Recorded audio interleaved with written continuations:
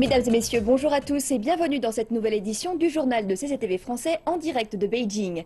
Nous ouvrons ce journal avec les relations Transdétroit. Une ligne téléphonique directe a été mise en place ce mercredi entre la partie continentale de Chine et Taïwan pour améliorer les échanges et le dialogue. Le porte-parole du Bureau des affaires taïwanaises du Conseil des affaires d'État, Ma Xiaoguang, l'a annoncé lors d'une conférence de presse.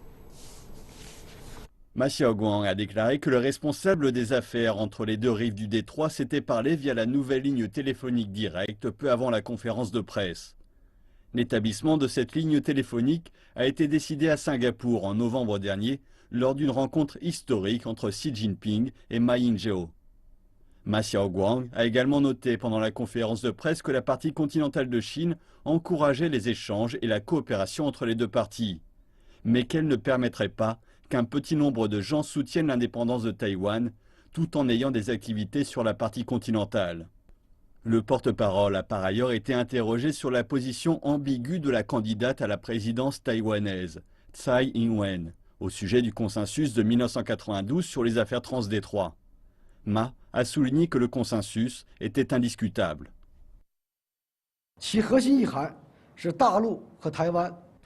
La signification majeure du consensus de 1992 est que la partie continentale de Chine et Taïwan appartiennent à une seule et même Chine, et que les relations entre les deux rives du détroit de Taïwan ne sont pas des relations de pays à pays.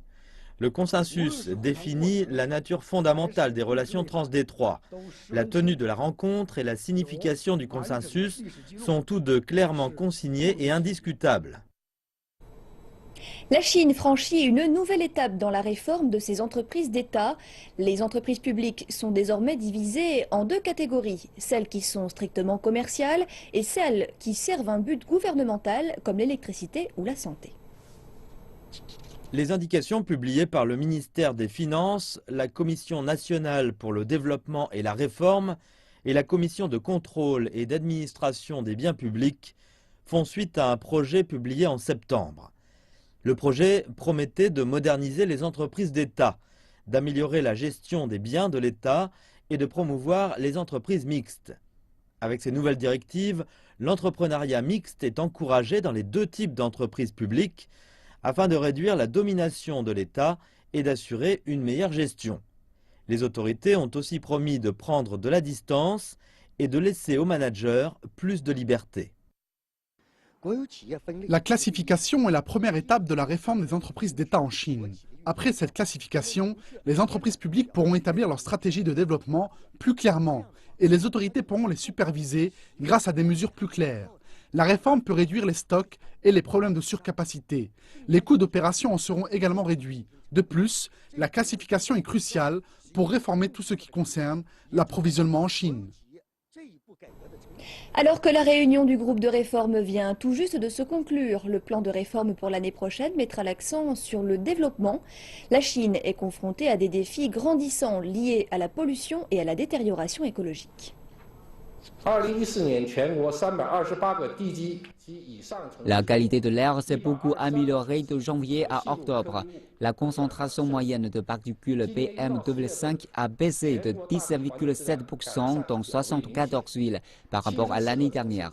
Mais depuis l'arrivée de l'hiver, certaines zones du nord-est de la Chine et la région Beijing, Tianjin, Hebei en particulier ont connu plusieurs jours de forte pollution de l'air avec des taux de particules PM2,5 qui ont atteint plusieurs fois des niveaux extrêmes.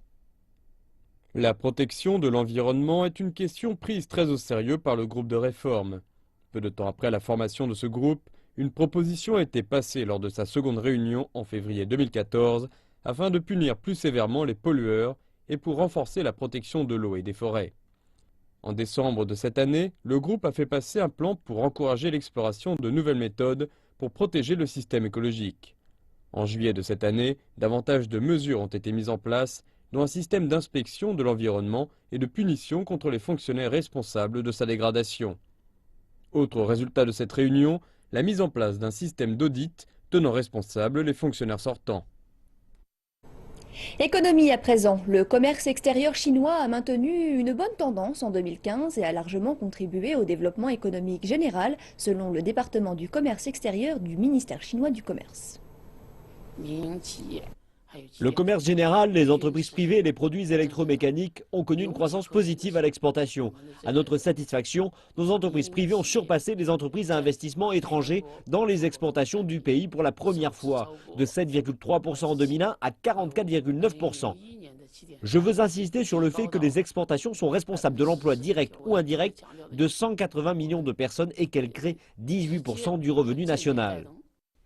Citant des données de l'Organisation mondiale du commerce, le ministère a affirmé que les exportations chinoises étaient bien meilleures que celles de toutes les autres économies importantes de janvier à octobre, avec une part du marché international s'élevant de 12,4% en 2014 à 13,2% en 2015.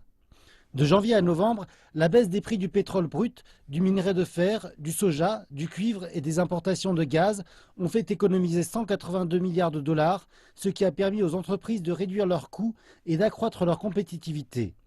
Le ministère dit que la Chine est la plus grosse nation commerciale du monde. Son volume d'exportation représente 392 milliards de dollars, soit davantage que la seconde puissance commerciale, les États-Unis. La Banque centrale de Chine a publié une réglementation détaillée sur les paiements en ligne émis par des institutions non bancaires visant à contenir les risques du secteur de la finance en ligne. Les nouvelles règles impliquent un enregistrement avec son véritable nom pour tous les comptes de paiement non bancaires. Tous les comptes seront classés en 3 catégories en fonction des différents niveaux de sécurité.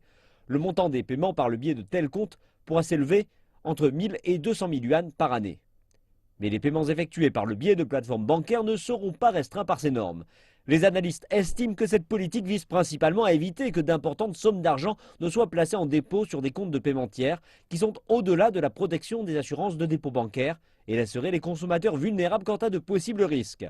Et en vertu des nouvelles réglementations en matière de paiement, les consommateurs se verront octroyer un quota annuel de paiement selon leur statut de détenteur d'un compte de crédit. Mais ces mêmes consommateurs sont davantage inquiets quant à savoir si les nouvelles règles vont porter atteinte à leur expérience consommateur. Découvrons ce que les régulateurs et les experts du secteur ont à nous dire. Les règles sur les quotas de paiement sont basées sur les réalités des paiements en ligne. Et cela sera révisé à l'avenir. Le point de base est que les règles n'affecteront pas l'expérience d'utilisation du consommateur, mais qu'à la place, les consommateurs seront assurés quand ils effectueront leurs achats en ligne ainsi que leurs paiements. Les nouvelles règles vont certainement ajouter quelque chose de différent à l'expérience de l'utilisateur, mais nous ne pensons pas que cela changera trop les méthodes de paiement existantes. L'essence de l'innovation financière réside dans la fourniture d'un meilleur service et d'une meilleure expérience aux consommateurs. Les nouvelles règles cherchent à établir un équilibre entre la gestion du risque et l'innovation financière. Merci de rester en notre compagnie pour la seconde partie de cette édition. C'est maintenant l'heure d'Aujourd'hui la Chine qui est présentée aujourd'hui par Zhao Zhejin. Zhejin, bonjour. Bonjour Elsa. Pouvez-vous nous dire ce qui fait la une de cette partie Aujourd'hui la Chine?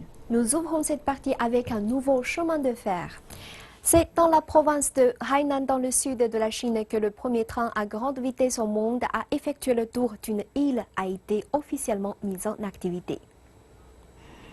La ligne circulaire permet aux gens de voyager dans toute l'île de Hainan en un peu plus de 3 heures. La ligne fait 653 km de long et comprend 29 arrêts. Elle passe en partie le long de l'océan, offrant une vue charmante aux voyageurs. 13 trains parcourent actuellement cette ligne, permettant des horaires nombreux. Un billet de 2e classe pour faire le tour complet coûte environ 150 yuan.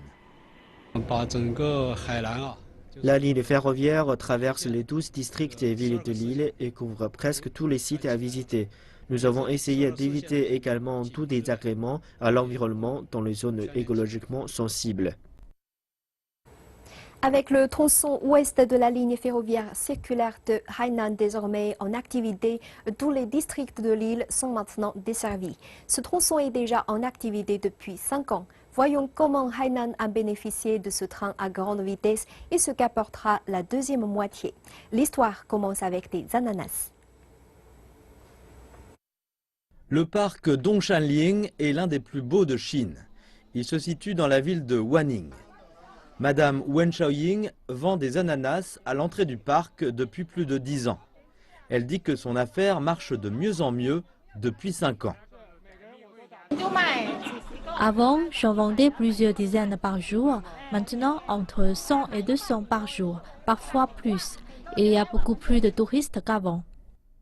Les autorités du tourisme à Wanning sont elles aussi épatées par les avantages de la nouvelle ligne mise en place en 2011. C'est cette année-là que le tronçon Est a été lancé, provoquant une hausse du tourisme de près d'un tiers. Moins de 3 millions de touristes passaient la nuit à Wanning avant l'ouverture de la ligne. Cette année, il y en a plus de 3,8 millions. Les revenus du tourisme sont passés de moins de 2 milliards à 3,5 milliards. Ce nouveau revenu a permis à la ville d'investir dans de nouvelles infrastructures qui ont à leur tour encore augmenté la fréquentation. La facilité des transports et l'amélioration des environs ont attiré davantage de touristes venus de l'extérieur de l'île. M. Chendelin vient de Beijing, il a élu domicile à Wanning il y a 2 ans. Sa famille vit à Hainan entre 3 et 4 mois dans l'année. La forte croissance économique le long de la ligne de chemin de fer avait fait des jaloux sur le tronçon ouest. Fan Xiaohong est vice-chef du district de Changjiang. Selon elle, les ressources naturelles du district sont bien plus grandes que du côté est. Or, le tourisme n'y génère que 530 millions de yuan. Et c'est l'un des plus gros revenus de la côte ouest. Fan pense que l'ouverture de la nouvelle ligne va totalement changer la situation. Nous attendons cela depuis longtemps et finalement, nous avons la possibilité de faire profiter au plus grand nombre des belles montagnes et des belles plages de Changjiang ainsi que du patrimoine culturel de l'ethnie Li. Et pour les constructeurs de trains locaux, la ligne circulaire a aussi été source d'une expérience enrichissante qui leur permettra de toucher des marchés à l'étranger. Notre ligne à grande vitesse a été construite sur un terrain très semblable à celui des pays de l'Asie du Sud-Est. Le temps, le climat, le sol, la construction de la ligne de Hainan va servir d'exemple pour des projets dans le sud-est de l'Asie.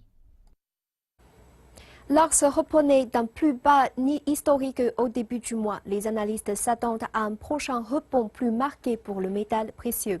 Nous nous sommes rendus dans des boutiques qui vendent de l'or à Beijing pour interroger des acheteurs et des analystes sur la tendance. Nous sommes à la bijouterie Tsaibai, la boutique la plus populaire pour le tape à l'œil. Les clients s'adonnent à la pêche de fond de dernière minute. Le responsable du magasin a indiqué que l'or au niveau mondial a commencé sa reprise depuis décembre, mais que le prix actuel est toujours relativement bas et que c'est pour cela que les ventes ont connu un regain de 30% ce mois-ci. Certaines autres bijouteries ont même fait état d'un bond de 50% lors des ventes de décembre. J'achète un lingot de 100 grammes d'or de bonne qualité pour couvrir la mauvaise performance de l'investissement que j'ai fait. J'achète 200 grammes, je suis susceptible d'accroître mon fonds d'or si la hausse de l'or se poursuit. Un analyste confirme la perspective positive. La vigueur du rebond de l'or dépend du rythme de la hausse des taux d'intérêt américains. Jusqu'à présent, les indices montrent qu'une hausse des taux d'intérêt est improbable au premier trimestre de 2016. Donc ils ne vont pas réduire les gains de l'or et les prix de l'or vont continuer à s'affermir. Pour les investisseurs de détail, le changement de prix de l'or attendu semble suffisant pour les pousser à vendre. Nous pensons qu'il y aura une hausse de 50% de la revente de l'or par des clients qui ont acheté le métal au prix bas actuel. Pour l'industrie chinoise du tourisme, l'année a débuté en fanfare avec des chiffres prometteurs et se termine de la même manière. Durant la fête du printemps 2015, le nombre de voyageurs à partir à l'étranger a dépassé pour la première fois celui des touristes intérieurs et comptant pour plus de 60% de tous les voyageurs.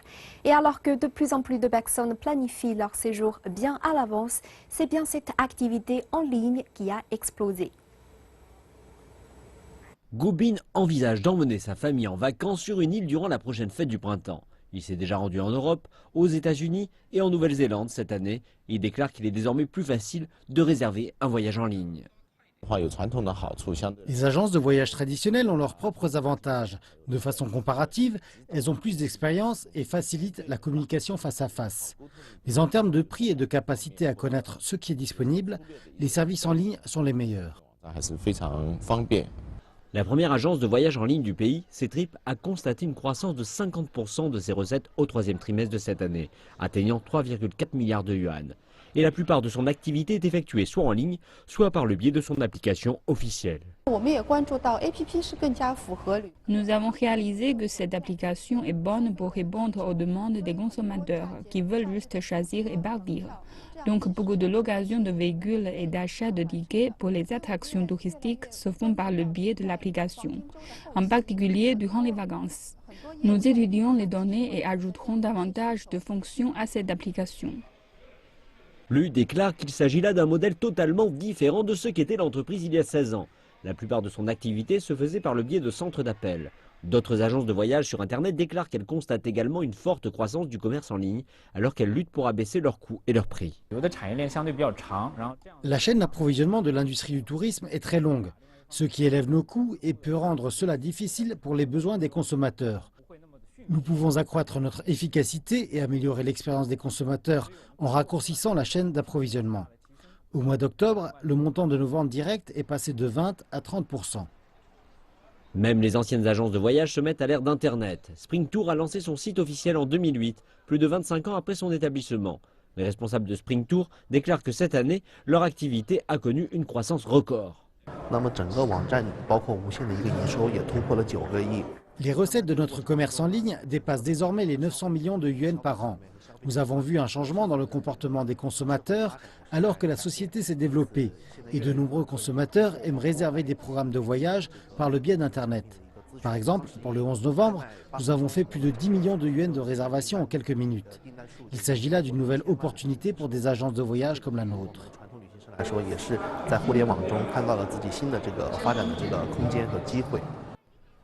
L'année prochaine, la plupart des agences de voyage espèrent se concentrer sur les voyages familiaux en raison de l'ouverture de Disneyland.